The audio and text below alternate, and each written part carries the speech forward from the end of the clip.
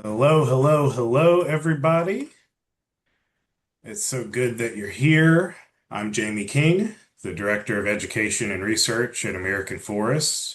It's great to meet you if you're joining us for the first time, and thank you kindly to those tuning back in this month. Our community of practice focused on tree equity meets again today, and we are continuing to meet monthly, connecting across our various practices, hearing case studies from leaders, and advancing tree equity together. Please settle in as we let everyone into the room, and we'll begin shortly. While everybody gets comfortable, I wanted to take a moment to introduce American forests and the tree equity movement. Tree equity can be a loaded term, but in concept and in practice, it is simply providing trees and tree benefits to everybody. And sometimes that means prioritizing underserved communities to make up for historic and ongoing injustices. We at American Forest are working hard to assist leaders just like you all across the country as we reimagine our communities into better places for everybody to live. So please let us know if we can help with anything. We're standing by. Our agenda today. First, I'll speak for a little bit about why the stories we're hearing today are important. We're going to learn from Dr. Cassandra Johnson Gaither's findings from the South River Forest in Atlanta, Georgia. We have a very special guest, Miss Shirley Nichols, is a community advocate in Atlanta, and we're going to hear about her community's advocacy for a special preservation project. We'll wrap up. Uh, Maybe there'll be time for some Q&A. If not, please join us for the after party. We'll provide the link. Those of you who registered should have that in your inbox right now, so you can access it quickly.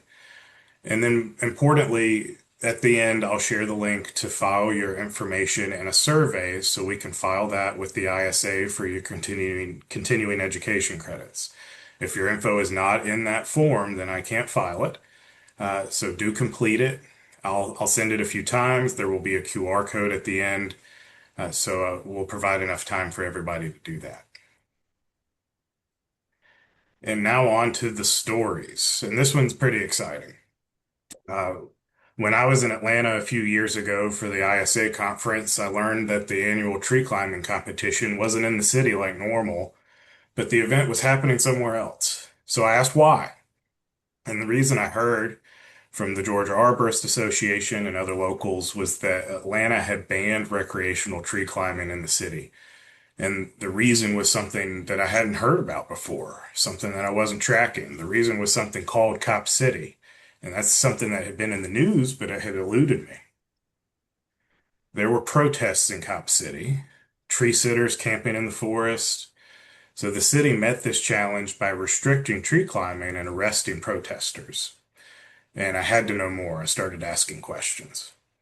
I went home, did some reading, contacted those folks at the GAA, the Georgia Arborist Association, to see if I could find out more about what happened. That's how I met Dr. Cassandra. I read her research and I started to see some details that we'll hear about today. The land that people call Cop City, the South River Forest in the Southeast Atlanta, Georgia metro, was proposed by the city of Atlanta in 2017 as a way of conserving green space in the Southeast city. This project would include several non-contiguous green spaces, about 350 acres of a parcel of land that contains the remains of an old Atlanta prison farm. That was a minimum security jail that operated from the early to late 20th century. I learned from Cassandra that three different development pressures, some in alignment with community priorities, some not, all converged in this part of Atlanta at the same time during the COVID years. One of those pressures was the city of Atlanta's intent to build a public safety training facility for police, for firefighters, things like that, known by many now as Cop City. And that was going to happen on about 85 acres of that old prison farm, 85 out of 350. That site, the prison farm acreage, is adjacent to many middle class, working class, majority black neighborhoods that benefit from the recreation and cooling effects of the surrounding woodlands. But some members of those communities have expressed that while they support these conservation efforts, They also feel disconnected from development that other communities enjoy, like shopping and entertainment and jobs nearby their homes. Police presence responded to protesters opposed to the public safety training facility, or Cop City, and intensified after George Floyd was killed in Minneapolis, sparking protests to reduce investment in traditional law enforcement all across the country. Stop Cop City protests continue to escalate into downtown Atlanta. Encampments and tree sitters sprung up on the prison farm site and in nearby parks, and several confrontations occurred, resulting in arrests. On January 18th in 2023, Manuel Terran, known as Tortuga, a protester in one of the encampments, was killed inside their tent by police during a confrontation with the protesters. Meanwhile, remember the neighbors I mentioned had a desire for jobs and livability infrastructure in addition to access to that forest? Where were they? Were they part of these protests? Those are questions that we're hoping to answer and address today. So I say all of this knowing that this story is sensational. That's why I wanted to know more about it. That's why we're sharing it with you today. It's not often that our work uh, intersects with these sorts of protests. While we may have seen people chaining themselves to trees to prevent our work or doing other various things, something of this nature I'm not familiar with. And that's why I know about Cassandra's research. And as I learned, I saw something we all know but are often not equipped to deliver. This story really illustrates that to cultivate an equitable and resilient urban ecosystem, like many of us want, we must first start the hard work of developing strong, durable relationships with the people we serve. So now let's hear more about Cassandra's research in the South River Forest. Dr. Cassandra Johnson Gaither is a research social scientist with the Southern Research Station, USDA Forest Service in Athens, Georgia. Her research interests have included human perceptions and interactions with natural resources and the environment. She has also published research addressing wildfire risk, wildfire risk perceptions and public visitation to wildland recreation areas. Her work currently focuses on the intersection of tenuous private property ownership and implications of the same for forest management. So everybody, please get ready to meet Miss Cassandra. I'll take my slides down and she can put hers up and we'll hear all about it.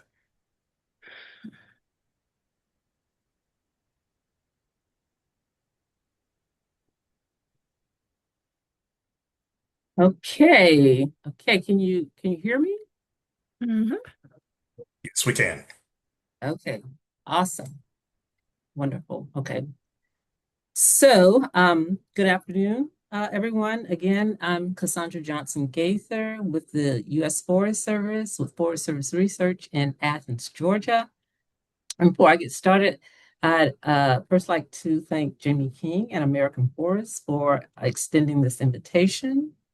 And I'd also like to acknowledge my co-author on this project. She was a student at the time that we were looking at this issue. Um, but now she's Dr. Amanda Aragon. Yeah, definitely want to acknowledge her efforts with this project. And it's certainly my pleasure to share some findings from some of my research in Atlanta. Okay. So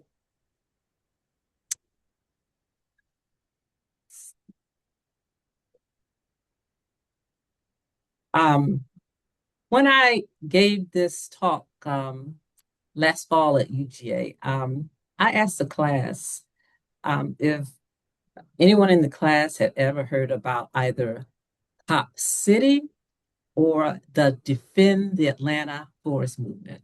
You know, several students indicated that they were familiar with Cop City or the Defend Atlanta Forest movement, and maybe a couple of them even indicated a little bit of sympathy for those efforts, but none of them had heard of the Great Park Connection. So when I asked about this movement, this thing, this idea called the Great Park Connection, nobody had heard of this, but some of them again had heard of Cop City or that Defend the Forest effort. And I think that difference in awareness, it really speaks to what I'd like to try to convey today. And that is how some ideas or perspectives tend to rise above others, and how some ideas or kind of views of the world, if you will, they eclipse others.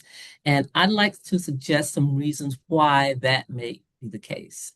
Now, before we get started, I need to say up front that I cannot speak about concepts or ideas related to environmental justice or inclusion or diversity. I'm not speaking to those, but I think I can say something about the importance of recognition and representation in environmental decision making.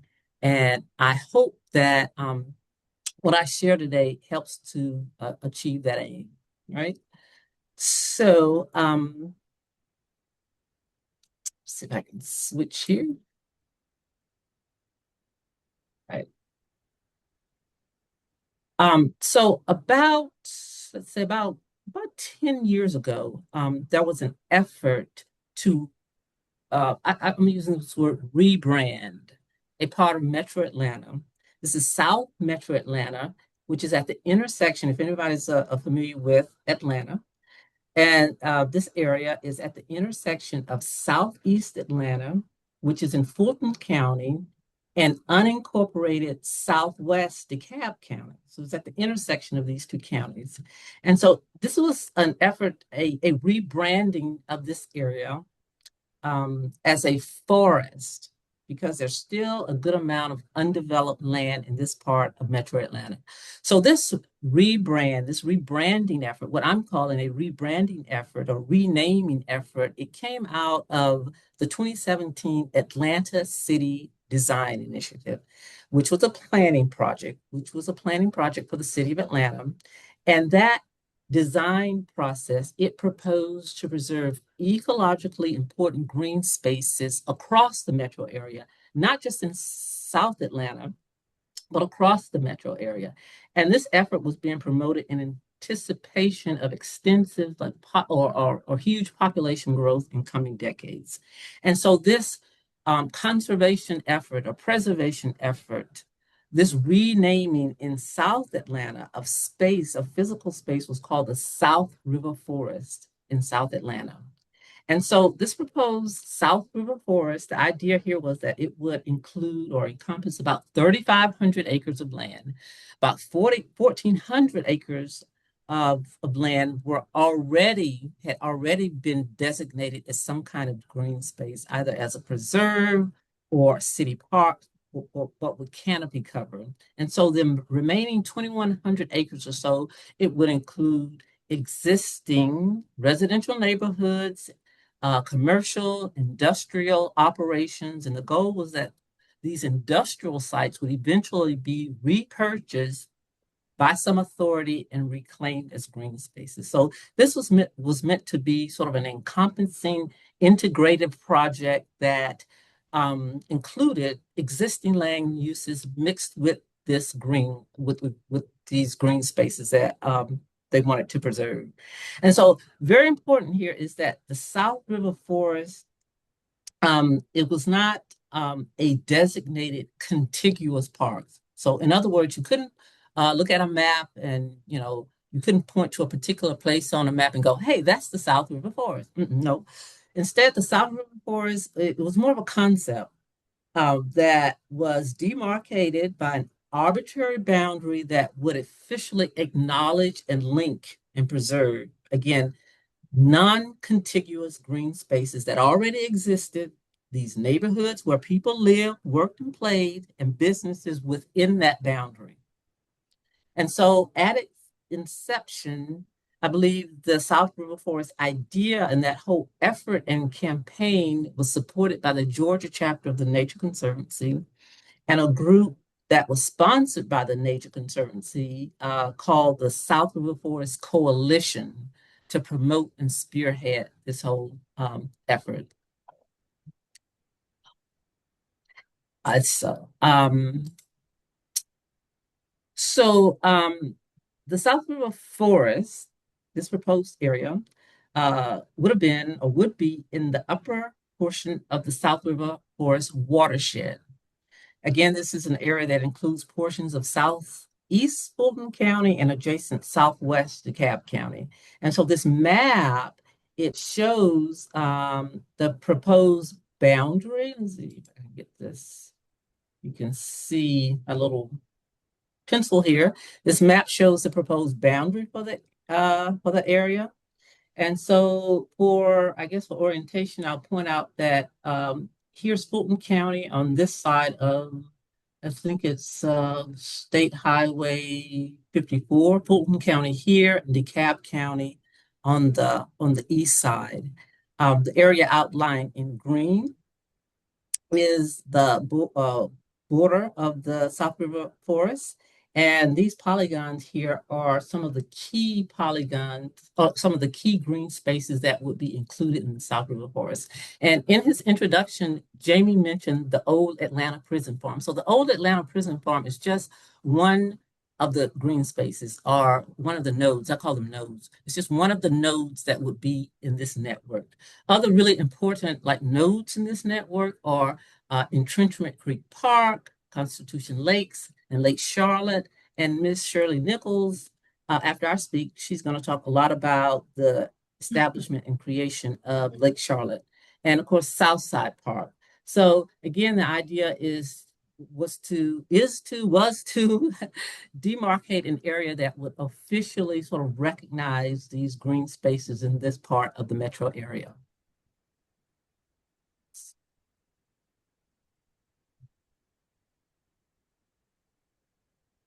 And so for a broader sort of orientation, this map shows the South River watershed, so that larger area, again, where the South River forest, the so-called forest, would be located. And so the South River forest is indicated, that proposed area is indicated on this map by that red circle. Right. So just a little bit of a background, which I think is really important at this juncture. So in the past, I'd say 50 years or so, this now predominantly African American part of Metro Atlanta, it it has contained really a mixture, really sort of a hodgepodge mixture of unwanted land uses. You've got trucking companies, asphalt plants, illegal dump sites, jails or detention centers. You got public housing projects, wastewater treatment plants, all sort of in this part of the metro area. A lot of Lulus, locally unwanted land uses. But alongside of these unwanted land uses that most people would, describe as being unwanted, there are also relatively large patches of intact canopy cover. And this is what these conservationists, these preservationists, this is what they intended, or the aim is to recognize these and to preserve them. And I think the these land uses in this part of the metro area and the relatively large amount or high amount of canopy in this part of Atlanta, I think this really speaks to the lack of business interest in this area. Again, there are industrial sites, but when you drive through the area, you see that there are very few mainstream, say, retail outlets that are more public facing. And again, I think this lack of interest by developers is really says a lot about sort of economic disinvestment in this area over the past 50 years or so. So again, these South River Forest advocates, their argument is that that network of canopy and forest patches in this part of Atlanta, they are ecological rarities. They're gems. All this canopy cover needs to be preserved. And the idea is that preserving these resources would reinforce Atlanta's identity as a large city that it's also a green city. And it would also demonstrate how this large green city, how this conservation could help to, I guess, to right longstanding environmental injustices in Atlanta and also to promote climate change mitigation. Again, that's their contention, not mine. Um, and so, along with addressing climate change and environmental justice, advocates of this idea of this proposed South River Forest, they also really stress that the woodlands, that the green spaces, that these spaces they provided this really sort of, I guess, really immersive forest-like recreation opportunity inside of the city because most of this area, the South River Forest, this proposed area, it is within the I-285 perimeter. And so I guess the promotion was something like this. It's like, people can, you know, be here in this space in the city and get a forest-like experience and not have to leave the city. They don't have to go up to the Chattahoochee Forest. They can do it right here in Metro Atlanta, inside of the perimeter. That's the whole idea. Um, and so in about, I would say 2021, 2022 or so, environmentalists, conservationists, preservationists, not sure exactly sure which term is better, of one type or another, they really sort of descended on this area, sort of the South River Forest. A lot of attention on this area and the promotion of this idea, this concept. So on the one hand, you had, what I described. These are my definitions. These are my characterizations. On the one hand, you had sort of the more or less, I call them sort of mainstream, legit-ish sort of South River Forest affiliated folks. Again, these are folks that were backed by the Nature Conservancy. Okay, so they were very interested in space. Again, promoting this whole idea of the South River Forest and sort of closer or at the sort of the other end of this continuum, right? There was a much more, let's say, demonstrative environmental lobby that was also very interested in this space. And many of the folks associated with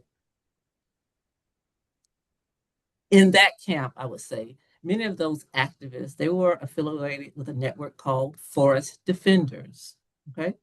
So the efforts of both groups to preserve this area of the city really ramped up after the city of Atlanta approved the construction of a public safety training facility in 2023. And this public safety training facility would house both police and firefighting services. Okay. And this construction would be on one of the South River Forest nodes. Again, that old Atlanta prison farm acreage. The proposal was to use 85 of those acres to build that facility. And I think the total acreage of that whole area, that one node was about 350 acres. All right. So at the same time, the conservation kind of effort was really ramping up to draw attention to this whole notion of a South River forest. The city decided that it needed this police training facility. That facility was subsequently dubbed Cop City, right? Um, so here again is my personal opinion. I think that individuals affiliated with both these sort of environmental positions, whether these folks are more affiliated, kind of more along the lines of the Nature Conservancy folks, the South River Forest Coalition folks, or the Defend the Forest folks. It has been my observation that they were mostly newcomers, white newcomers to this area. And they had not, I don't think, been in this space long enough to have understood, or certainly not witnessed, the racial integration in this part of Atlanta in the late 1960s and 70s. And these really important social shifts included, middle class blacks moving into this part of Metro Atlanta, moving into these suburban neighborhoods, schools being fully integrated in the 1970s, and the subsequent white flight and economic disinvestment in this part of the city by, I say, the late 1980s or 1990s.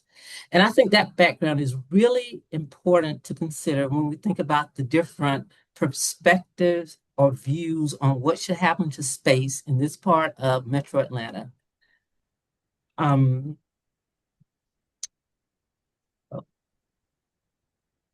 so again, climate change and environmental justice, these were these very high level sort of talking points about the need to preserve this space, the need to designate this South River Forest.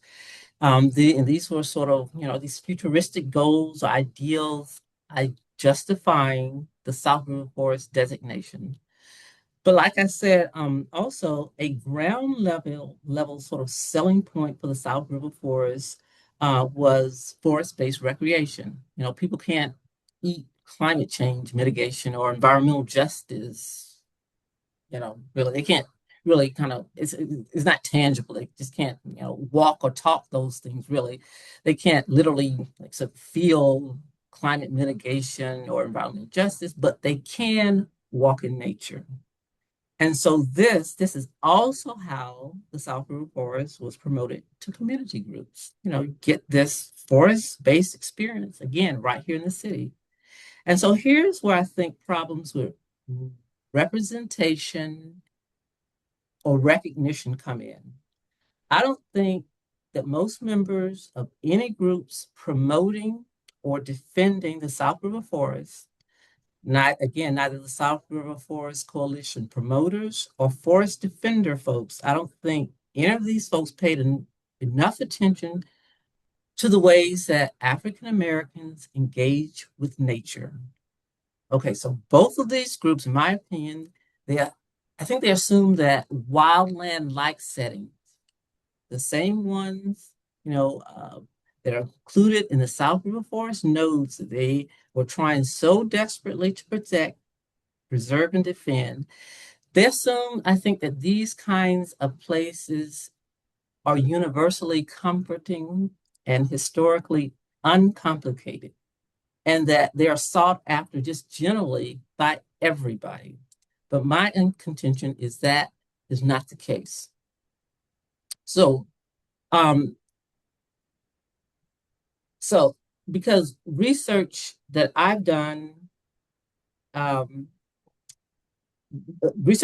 myself and I've seen for many years suggests that Black Americans, African Americans, their engagement with nature and wildland-like setting nature in particular differs from sort of mainstream, sort of white engagement with nature. First, the literature suggests that there is much more of a focus on collective experiences of being outdoors, people going outdoors and doing things sort of more as a collective, as a group. And secondly, that African Americans are more likely to show or indicate a preference for developed outdoor settings, and that probably relates to the first preference or tendency to be in, do things with others, develop settings. So doing things sort of in group settings, in um, developed places. And also the third thing that studies have shown is that Black people have a heightened concern for safety when they are outdoors in the woods. But let's see, I don't feel that there was an understanding of how these factors, particularly sort of a communal or more of a communal approach to outdoor recreation in nature and the safety issue. I don't think there was a sufficient understanding of how these factors in particular have influenced the way that Black people see nature in the outdoors in this country, especially older generations of Blacks. And that's a good deal of the population that lives in communities in and around the South River Forest area, this proposed area. And I think if these promoters, these advocates had been more aware of these constraints and preferences for engaging with nature, they would not have assumed that nature preservation, especially the idea of the sort of the individual self connecting with nature in undeveloped settings would be a selling point for the South River Forest. Let me go back just one slide because I just want to make sure that sort of these quotes are here for a bit. And so these are some quotes from a couple of promoters of the South River Forest idea. And at the top, this woman, Hannah Palmer, she wrote a really, I think, really engaging kind of essay on Lake Charlotte. And, her idea is that, this preserved area will provide these opportunities for Black people to go into these woods in a way that their parents couldn't. Their parents couldn't for whatever reason, they couldn't go into these spaces and enjoy nature and this sort of this free flowing kind of sort of meditative kind of way. Then, here another promoter, he's saying, well, the community, the surrounding communities, implied here is these communities that are largely African American. He's saying, well, they just need to step up and, advocate for what we are trying to do, what the environmentalists are trying to do.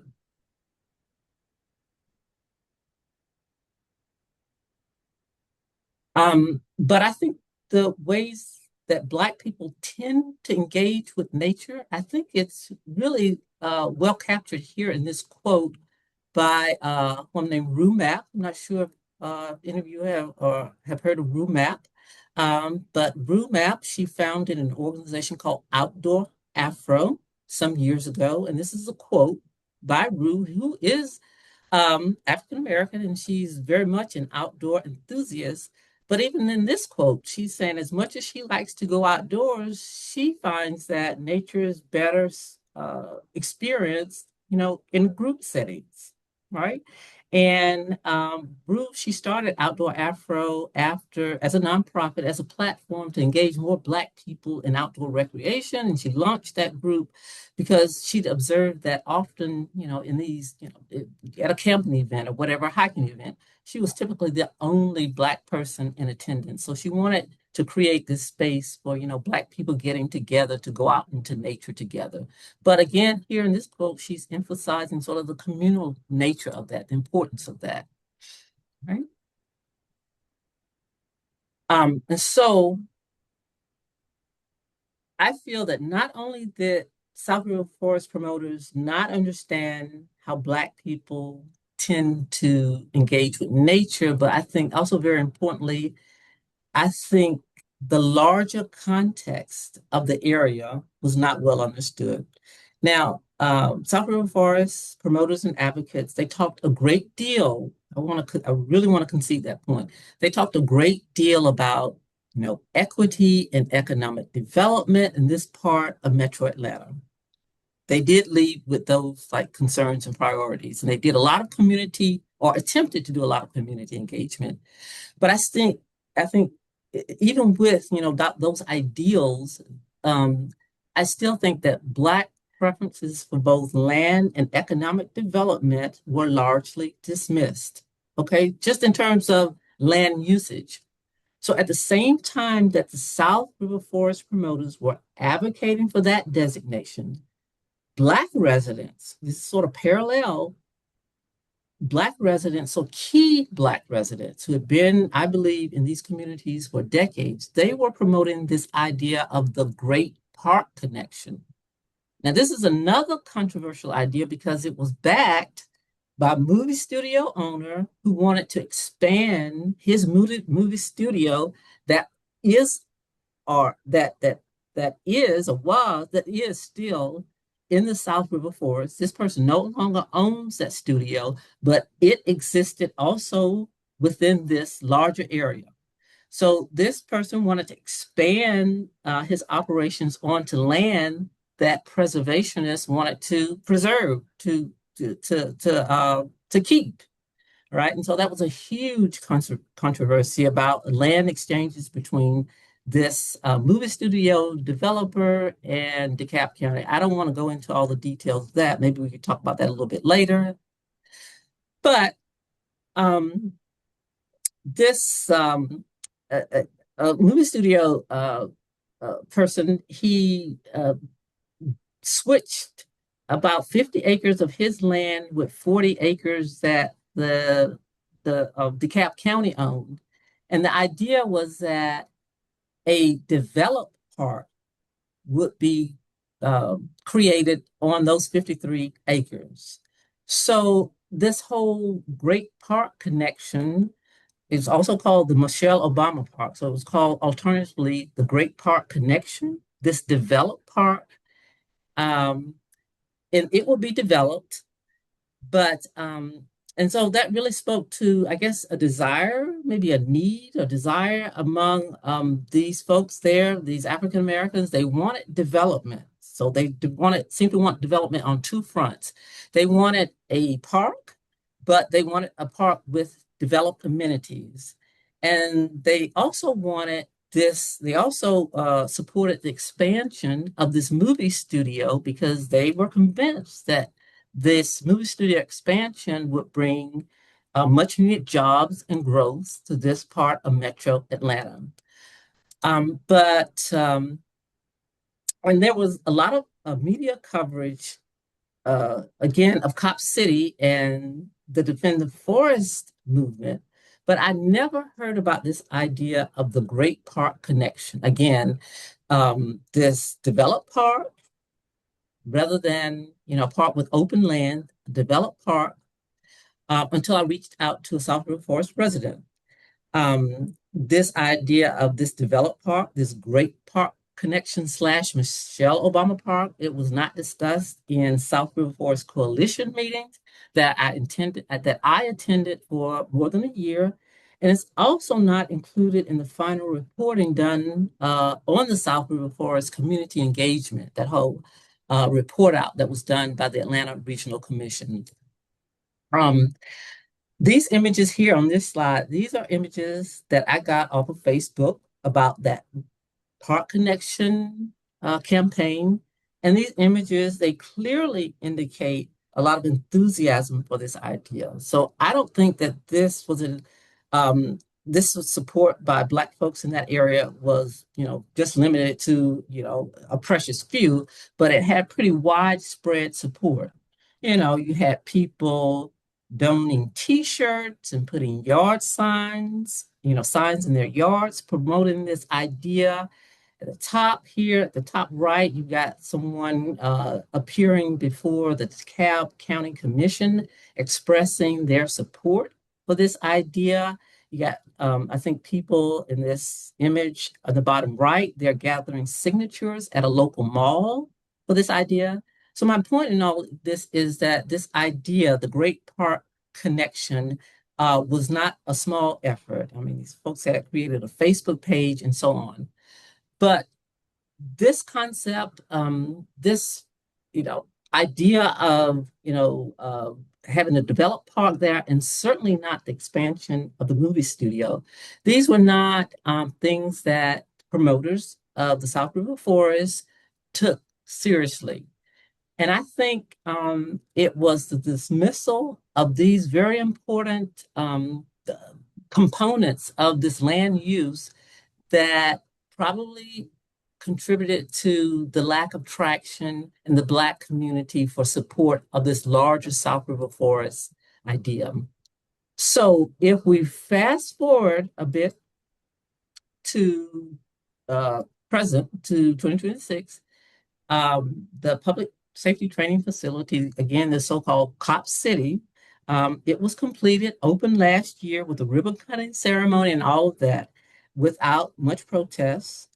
But the idea of the South River Forest, this network of green spaces in this part of the city, that idea, don't hear very much about it at all.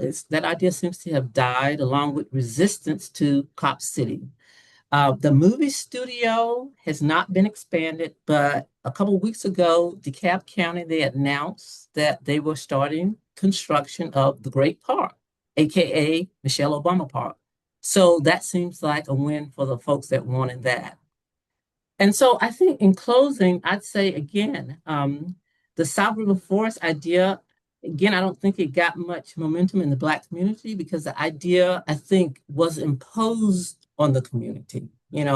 As as good as the idea is or was, um, I think it came from outside of the community. It didn't originate with well-known, respected people within the community. And for that reason, largely, I think it just didn't go anywhere. Um, and again, I think these promoters of the South River Forest concept, they fail to recognize the agency that African Americans had. These folks, they um, had existing ideas about priorities for their community. First and foremost, economic improvement, economic development.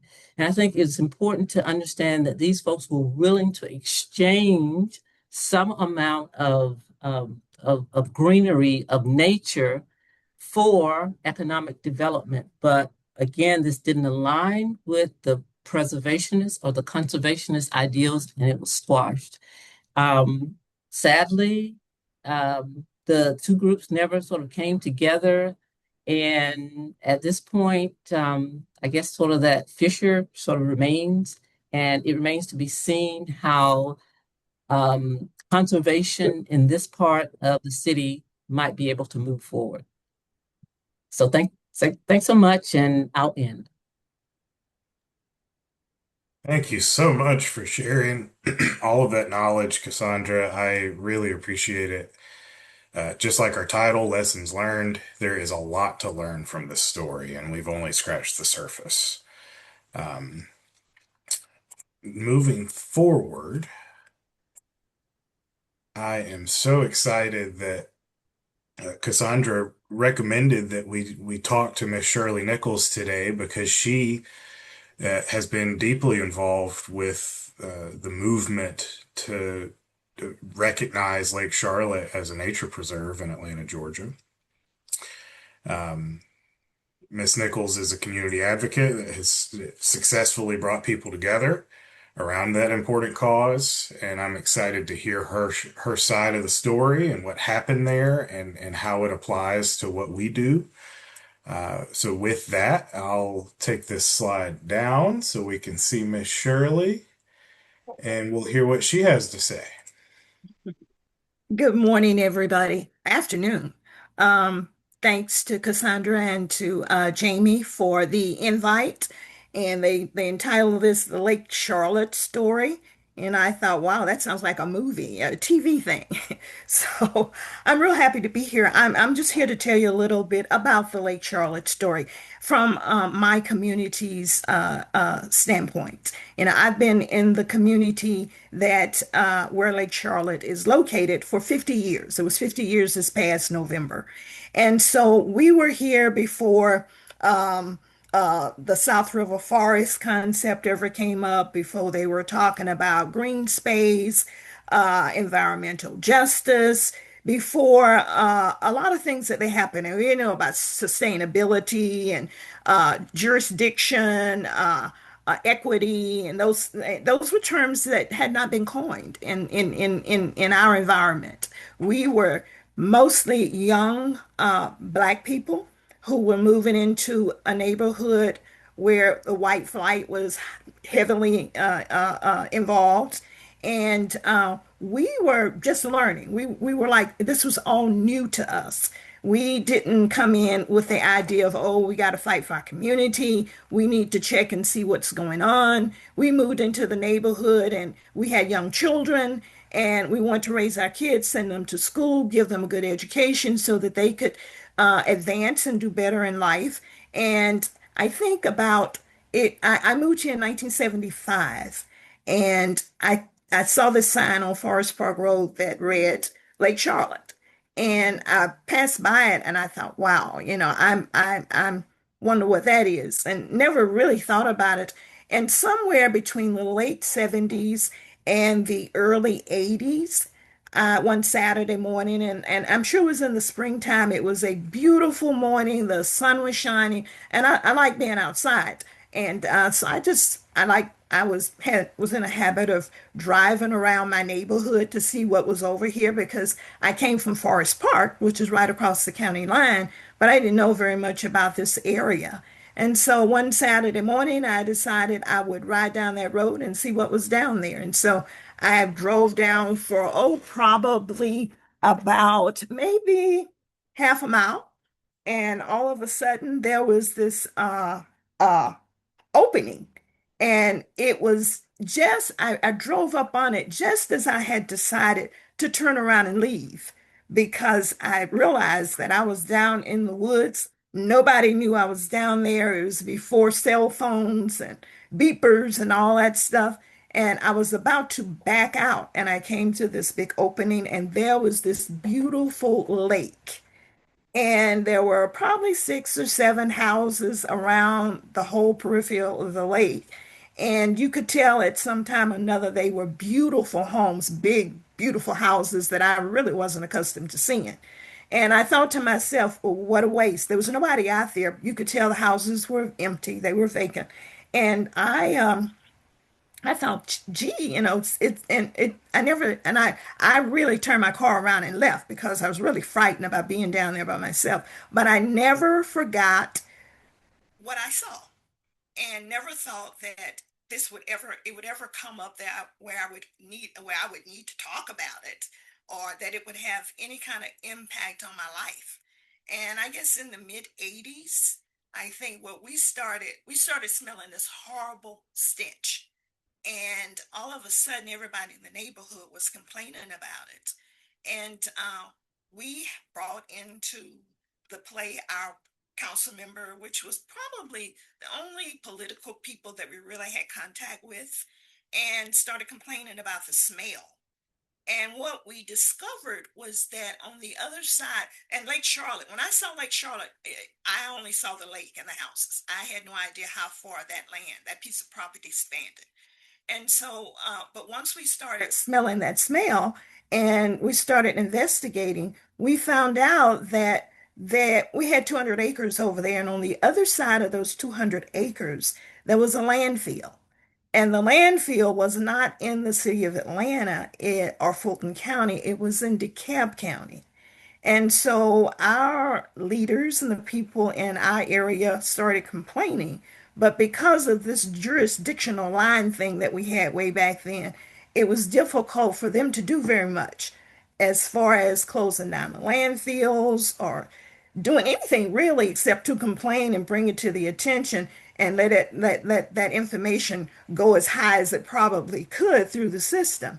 But it took years. It wasn't a thing where okay, there's a landfill over there. Let's go over, shut the landfill down. It took state legislation, probably in the 1990s, when, as a matter of fact, it was David Scott was the state senator at the time.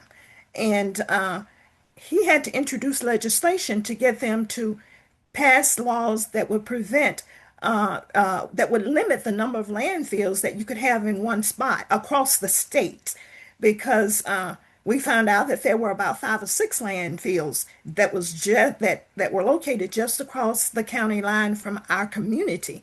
And to make a long story short, we had a lot of people who had to get involved from the state level, the city level. We even had people in DeKalb County who got involved because they were smelling the same thing we were smelling. And so we have a lot of neighborhoods around in this area. And we were here before the landfills. We didn't come over here and build our developments at the edge of the landfill. We were already here when they put the landfills there.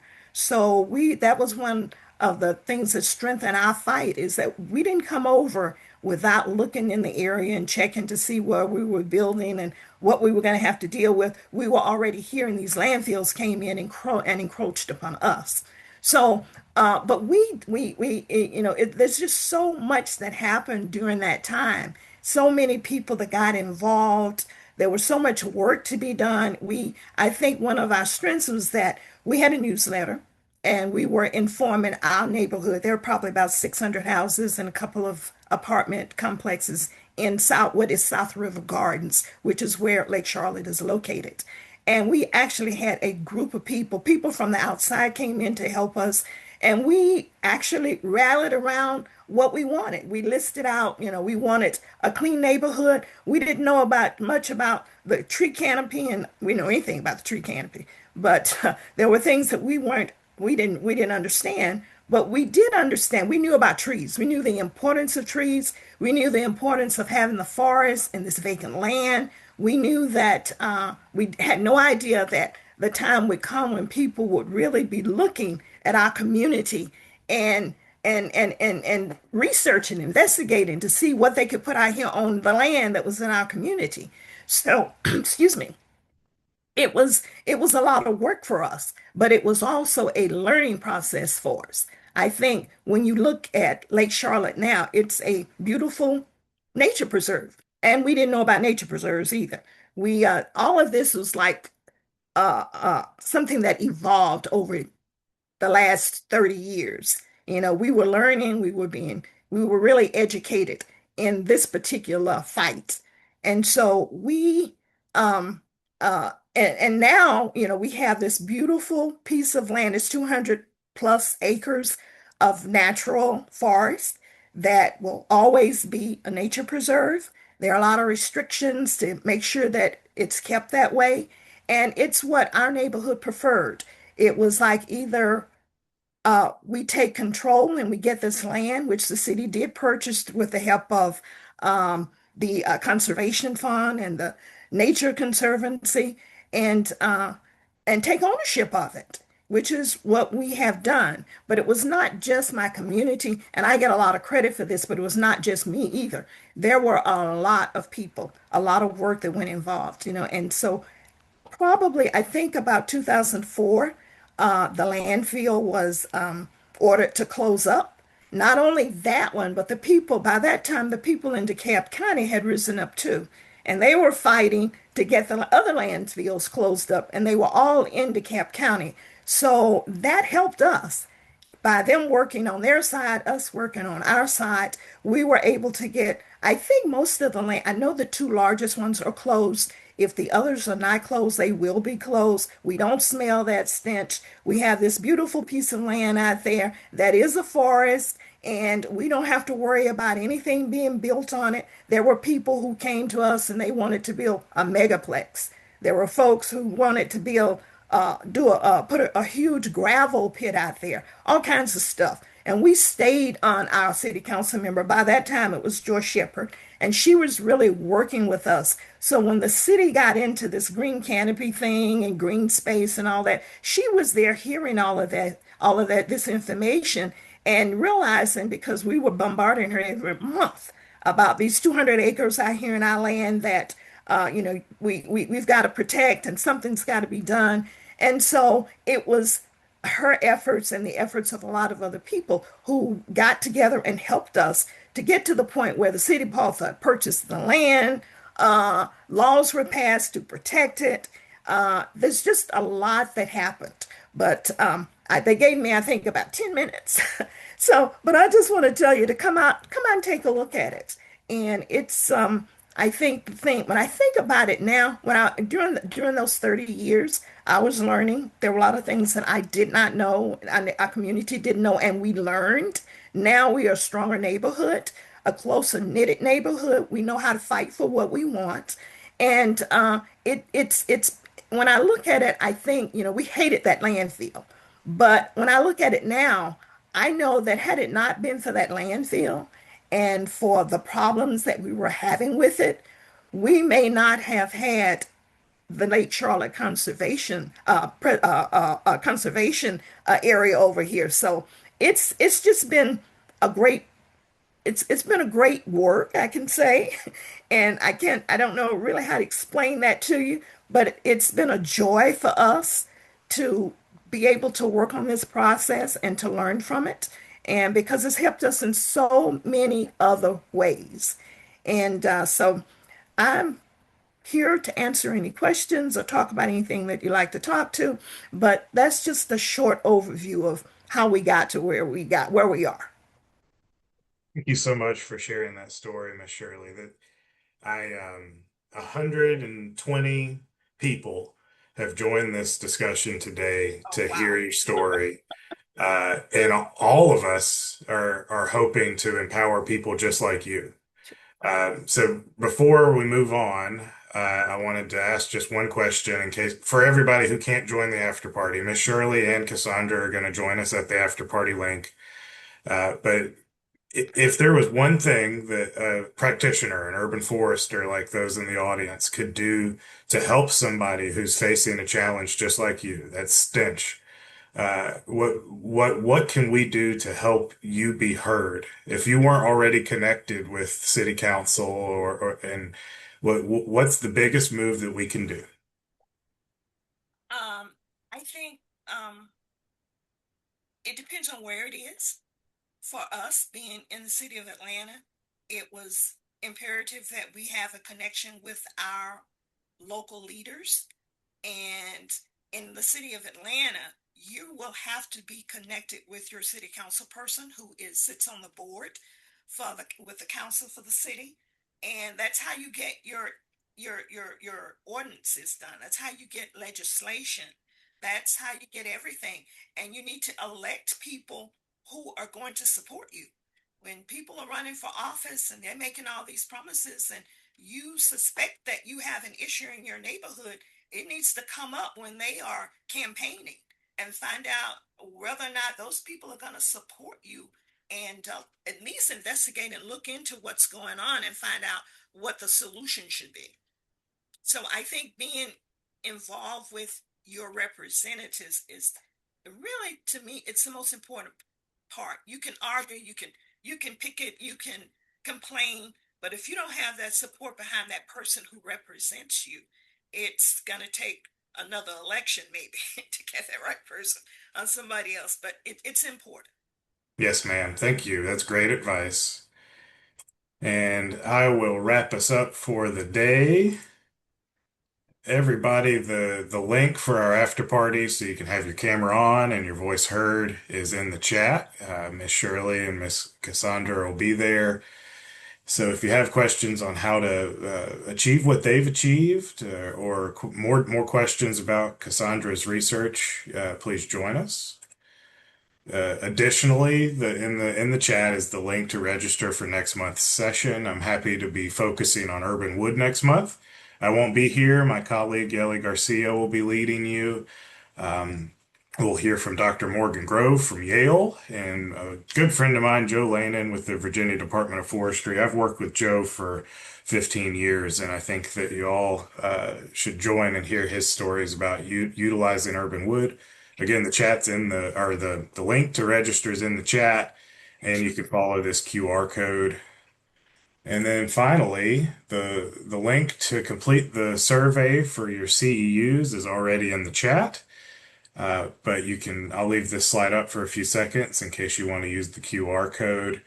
I want to thank Dr. Cassandra Johnson Gaither again for her expertise and Miss Shirley Nichols for her lived experience and expertise for sharing their stories today.